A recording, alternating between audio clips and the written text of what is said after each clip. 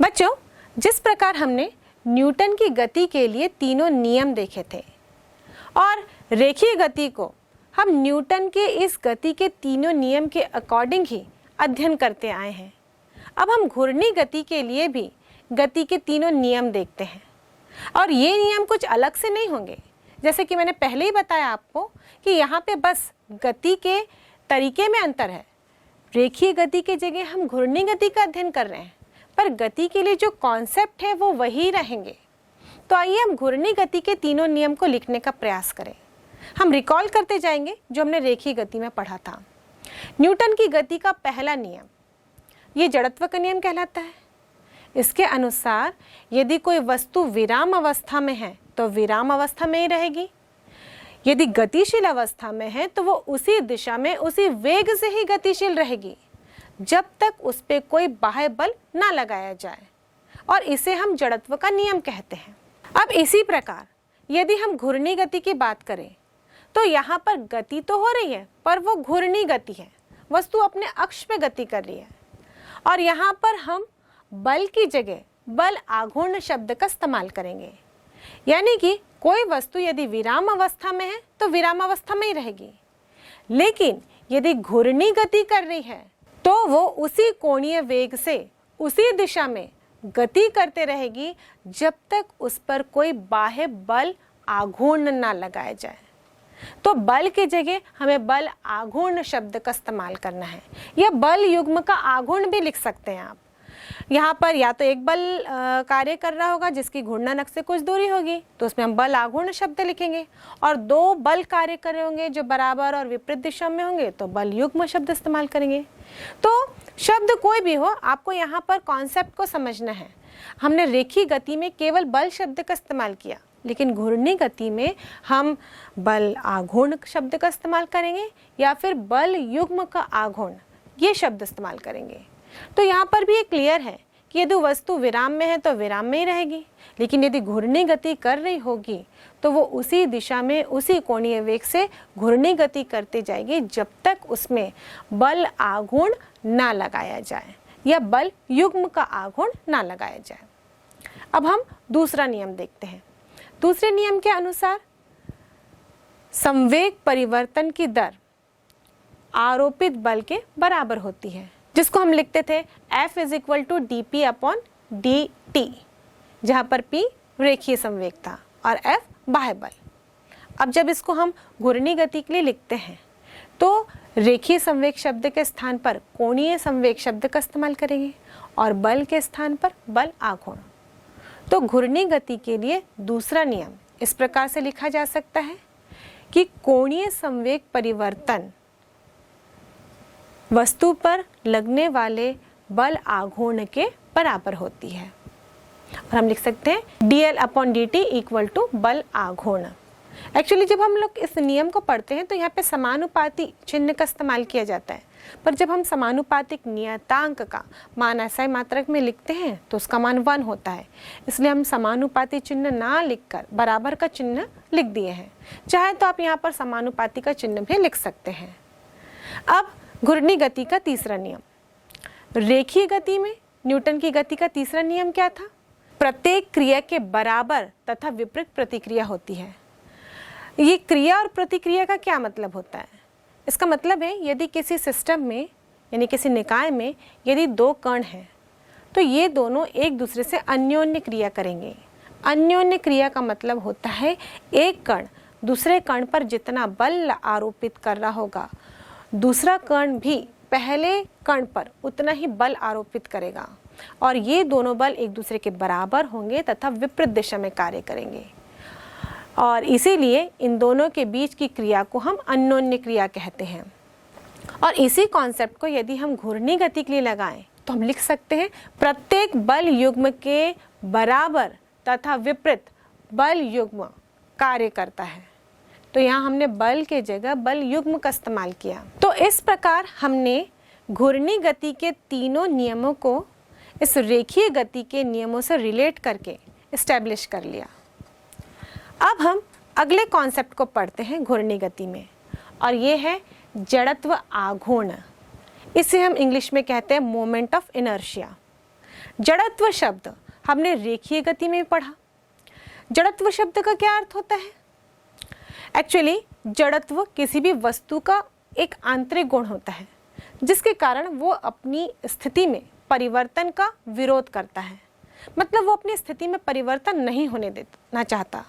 यदि वस्तु विराम अवस्था में है तो विराम में ही रहेगी, यदि वस्तु गतिशील अवस्था में है तो वो उसी दिशा में उसी वेग से ही गतिशील रहेगी जब तक उस पर कोई बाह्य बल ना लगाया जाए।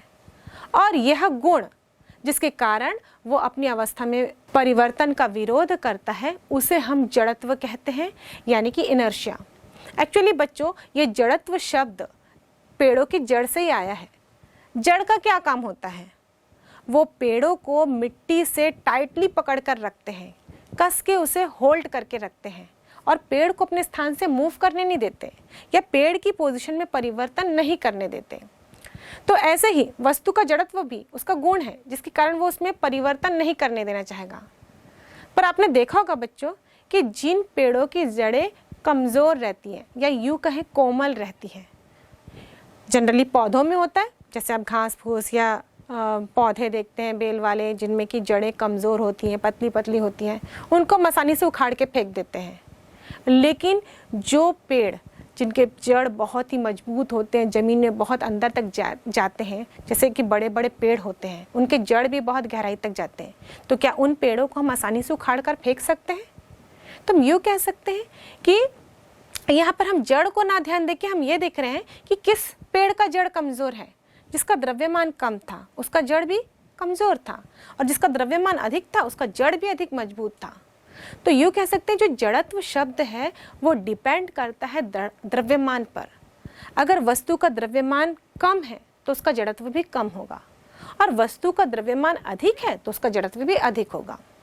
इसको समझने के लिए हम लोग एक और एग्जाम्पल लेते हैं। मान लीजिए आप किसी सड़क पर जा रहे हैं और आपके सामने एक खाली प्लास्टिक की बॉटल आ गई और आपके सामने एक बड़ा सा ड्रम है। कभी हम ऐसा करते हैं कि चलते चलते उस बॉटल को एक किक मार देते हैं। बॉटल को किक मार देते हैं तो बॉटल तो उछल के आगे चले जाती है। पर आपके रास्ते में ऐसे ही बड़ा सा भारी ड्रम आ जाए, पानी का भरा हो या ऑयल का ड्रम आ जाए, तो क्या आप उसको ऐसे किक मार देंगे?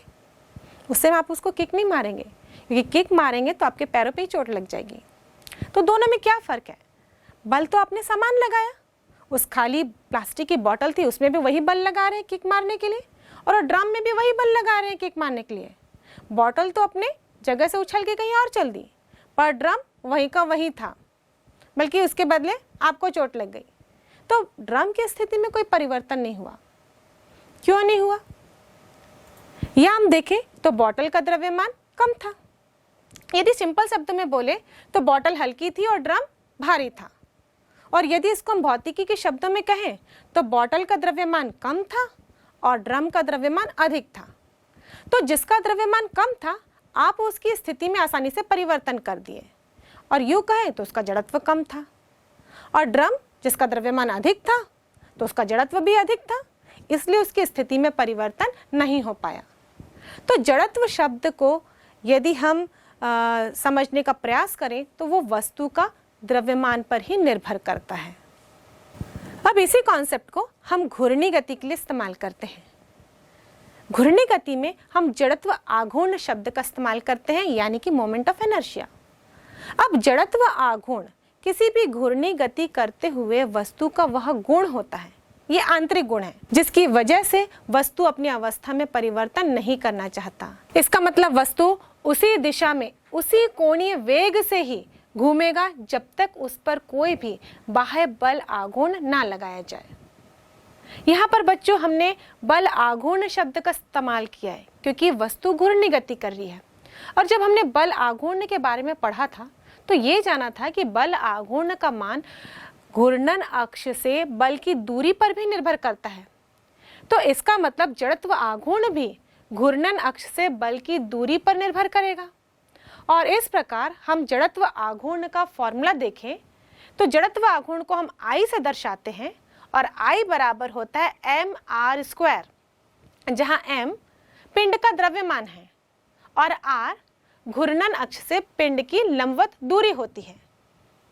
यहाँ पर हम देखें कि घूर्णन अक्ष x x डैश है और उससे दूरी r है, तो I बराबर हो जाता है mr², और ये जड़त्व आघूर्ण का सूत्र है। अब इसका मात्रक देखें तो द्रव्यमान का मात्रक होता है kg और दूरी का मात्रक होता है मीटर, तो जड़त्व आघूर्ण का मात्रक हो जाएगा kg मीटर स्क्वायर। और इसका विमीय सूत्र निकालें तो kg के लिए हम लिखेंगे m और मीटर के लिए लिखते हैं l, तो ये हो जाएगा l²। तो जड़त्व आघूर्ण का विमीय सूत्र होगा m l² T⁻0। और यदि वस्तु n कणों से मिलकर बनी हो और सारे कणों का द्रव्यमान अलग अलग हो, माना कि हम कण का द्रव्यमान m1, m2, m3 and so on represent कर रहे हैं, और यहाँ पर वस्तु के अंदर हम एक अक्ष ले रहे हैं x x डैश, जिसके परितः यह वस्तु घूर्णी गति कर रही हो, तो हम देखेंगे कि सारे कणों का इस घूर्णन अक्ष से जो दूरी है वो अलग अलग है। m1 की दूरी मान लीजिए r1 लिख रहे हैं, m2 की r2, और इस प्रकार हम अलग अलग कणों की दूरी यहाँ पर घूर्णन अक्ष से दर्शा रहे हैं। तो इस पूरे वस्तु का, पूरे पिंड का जड़त्व आघूर्ण हर कण के जड़त्व आघूर्ण का योग होगा। तो इस प्रकार हम लिख सकते हैं I बराबर m1r1² plus m2r2² plus so on. ये n कणों के लिए n कणों के जड़त्व आघूर्णों को हम योग कर देंगे तो पूरे वस्तु का जड़त्व आघूर्ण हमको ज्ञात हो जाएगा। और यहाँ पर योग कर रहे हैं तो हम समेशन चिन्ह का इस्तेमाल कर सकते हैं, तो हम लिखेंगे I बराबर समेशन ऑफ mi/ri², जहाँ I का मान 1 से लेकर n तक होगा, क्योंकि यहाँ पर n कण है। तो इस प्रकार हम n कणों वाले वस्तु के लिए भी जड़त्व आघूर्ण का सूत्र लिख सकते हैं। और इस सूत्र से हम देख रहे हैं कि जड़त्व आघूर्ण का मान किन किन कारकों पर निर्भर कर रहा है। हमने देखा था कि रेखीय गति में जड़त्व शब्द का सीधा संबंध द्रव्यमान से था, लेकिन यहाँ हम देख रहे हैं जड़त्व आघूर्ण का संबंध द्रव्यमान से तो है ही, ये द्रव्यमान पर निर्भर कर रहा है, साथ साथ ये द्रव्यमान के वितरण पर भी निर्भर कर रहा है। क्योंकि यदि ये जो मान लीजिए कण m1 है, ये पास हुआ तो इसका जड़त्व आघूर्ण अलग होगा, दूर हुआ तो इसका जड़त्व आघूर्ण का मान बढ़ जाएगा। इस प्रकार सभी कणों के लिए जड़त्व आघूर्ण का मान उनकी दूरी अगर घूर्णन अक्ष से चेंज की जाए तो चेंज हो जाएगी। तो जड़त्व आघूर्ण का मान द्रव्यमान के वितरण पे भी निर्भर करता है, साथ साथ इसका मान घूर्णन अक्ष की स्थिति पर भी निर्भर करता है। अगर द्रव्यमान का वितरण बोल रहे हैं, इसका मतलब घूर्णन अक्ष वहां पर इंपॉर्टेंट है। घूर्णन अक्ष की अगर स्थिति चेंज कर दी जाए तो यहाँ पर जड़त्व आघूर्ण का मान भी चेंज हो जाएगा। अब इसको अच्छे तरह से समझने के लिए हम एक उदाहरण लेते हैं। यहाँ पर बच्चों आपको ये 2 चकती नजर आ रही है। एक चकती पूरी भरी हुई है और एक चकती में द्रव्यमान केवल इसके रिम में है, मतलब इसकी परिधि में इसका द्रव्यमान दिख रहा है। अब बताइए, अगर दोनों को हमको घुमाना है इस घूर्णन अक्ष के परितः, यहाँ पे 2 अक्ष हमको दिख रहा है, तो बताइए दोनों में से किस पर ज्यादा बल आघूर्ण इस्तेमाल करना होगा? क्या दोनों में सेम बल आघूर्ण लगाने से ये दोनों चकतियां घूम जाएंगी? तो यदि आप सोच रहे होंगे कि जिसका द्रव्यमान अधिक होगा उसमें ज्यादा बल आघूर्ण लगाना होगा, क्योंकि द्रव्यमान अधिक होने से जड़त्व भी अधिक होता है, या यूं कहें जड़त्व आघूर्ण अधिक होगा, तो जिसका जड़त्व आघूर्ण अधिक होगा उसमें ज्यादा बल आघूर्ण लगाना पड़ेगा। लेकिन मान लीजिए दोनों चकतियों का द्रव्यमान बराबर है, बस डिस्ट्रीब्यूशन अलग तरीके से है, एक में पूरा फैला हुआ है और एक में केवल रिम में ही उसका द्रव्यमान वितरित है। अब दोनों का द्रव्यमान यदि सेम हुआ, अब इन दोनों केस में बताइए किस पर बल आघूर्ण अधिक लगाना पड़ेगा? तो सीधा कॉन्सेप्ट है जड़त्व आघूर्ण से, जिसका जड़त्व आघूर्ण अधिक हुआ उस पर अधिक बल आघूर्ण लगाना पड़ेगा उसे घुमाने के लिए। अब ये बताइए दोनों में से जड़त्व आघूर्ण किसका अधिक होगा? यदि हम इस भरी वाली चकती को देखें तो यहाँ पर द्रव्यमान का वितरण इस घूर्णन अक्ष के चारों ओर एक समान है, लेकिन दूसरी चकती में हम देखें तो द्रव्यमान का वितरण केवल रिम्स पर है, यानी कि द्रव्यमान अधिक इसके रिम्स पर है, अधिक द्रव्यमान केवल इसकी परिधि पर है, और परिधि मतलब घूर्णन अक्ष से अधिक दूरी। घूर्णन अक्ष से यदि दूरी अधिक होगी द्रव्यमान की तो हम सूत्र में I बराबर mr² लिखते हैं, तो दूरी अधिक होगी तो स्क्वायर करेंगे तो मान और बढ़ जाएगा। तो इस कंडीशन में इस चकती का जड़त्व आघूर्ण अधिक होगा। तो अब ये क्लियर हो गया कि जिसमें पूरा द्रव्यमान फैला हुआ था उसका जड़त्वाघूर्ण कम है, और जिसमें वितरण केवल उसके रिम्स में था उसका जड़त्वाघूर्ण अधिक है। अब बताइए दोनों को घुमाने के लिए किस में ज़्यादा बल आघूर्ण लगाना होगा। तो ये तो आपको क्लियर हो गया कि अब उस वाले चक्ति को घुमाने के लिए अधिक बल आघूर्ण लगाना होगा। लेकिन अब ये बताइए कि दोनों चक्तियां एक बार घूमना प्रारंभ कर दी तो कौन सी चक्ति पहले विराम अवस्था में आ जाएगी, यानी कि पहले रुक जाएगी। तो इन दोनों चक्तियों में जो चक्ति भरी हुई है ये पहले रुकेगी, और जो चक्ति में द्रव्यमान का वितरण केवल रिम्स में है वो देर से रुकेगी। बच्चों, इस छोटे से प्रयोग को आप भी अपने घर में करके देख सकते हैं और खुद से अनुभव करिएगा कि जो चक्ति भरी हुई है वो जल्दी रुक जाएगी और जो चक्ति में केवल रिम्स में वितरण है वो देर से रुकेगी। अब ऐसा क्यों होगा? क्योंकि हमने पहले ये जाना कि उस चक्ति का जड़त्वाघूर्ण अधिक है, मतलब वो अपनी अवस्था में परिवर्तन नहीं होने देगा। तो जब वो शुरू में विराम में था उसको हमने घुमाया तो घुमाने के लिए भी अधिक बल आघूर्ण की आवश्यकता लगी, लेकिन जब एक बार वो घूमना प्रारंभ कर दिया तो अब उसकी अवस्था कैसी हो गई? घूर्णी। तो अब वो घूर्णी अवस्था में भी परिवर्तन नहीं होने देगा। इसका मतलब वो चक्ति देर तक घूमते ही रहेगी। और इसलिए बच्चों, जब हम पहिए को बनाते हैं किसी भी गाड़ी की, तो हम कभी भी पहिया भरा हुआ नहीं बनाते। आपने देखा होगा कि पहिए में केवल रिम्स में ही द्रव्यमान रहता है, बाकी स्पोक के जरिए वो जरूर अटैच रहते हैं, लेकिन मैक्सिमम द्रव्यमान उसका कहाँ रहता है? उसके रिम्स में, ताकि एक बार वो घूमना प्रारंभ कर दे तो वो आसानी से बहुत देर तक घुमाया जा सके। फिर उसको घुमाने के लिए हमको और बल आघूर्ण की आवश्यकता नहीं पड़ती। वो एक बार घूमना प्रारंभ कर देता है तो वो उसी अवस्था में रहना चाहता है जब तक उसमें बाह्य बल आघूर्ण ना लगाया जाए, यानी ब्रेक लगा के ना रोका जाए। अब आपको समझ में आ रहा होगा कि अब हम पहले लकड़ी के पहियों का निर्माण करते थे, उस समय हम गोल गोल लकड़ी की चक्ति काट के उसका पहिया क्यों नहीं बना देते थे। उस समय भी हमने लकड़ी के पहियों के बनाने के लिए खाली रिम्स में ही द्रव्यमान का इस्तेमाल किया और बीच में केवल कुछ पट्टियों के जरिए ही उसको जोड़ा जाता था। ऐसा करने से मैक्सिमम वितरण केवल किनारों में होने के कारण पहिया जो है आसानी से घूम पाता है, या फिर एक बार घूमना प्रारंभ करता है तो वो घूमने की अवस्था में ही बहुत देर तक रहता है। तो इस प्रकार बच्चों, इस उदाहरण के जरिए आपने जड़त्व आघूर्ण का भौतिक अर्थ भी जान लिया होगा और अब आप इसे अपने डेली लाइफ में भी इस्तेमाल कर सकेंगे।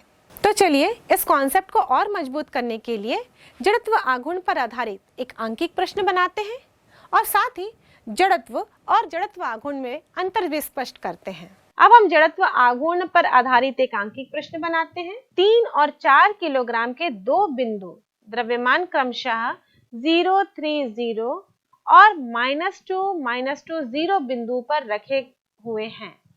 x अक्ष के सापेक्ष इस निकाय का जड़त्वाघूर्ण ज्ञात कीजिए।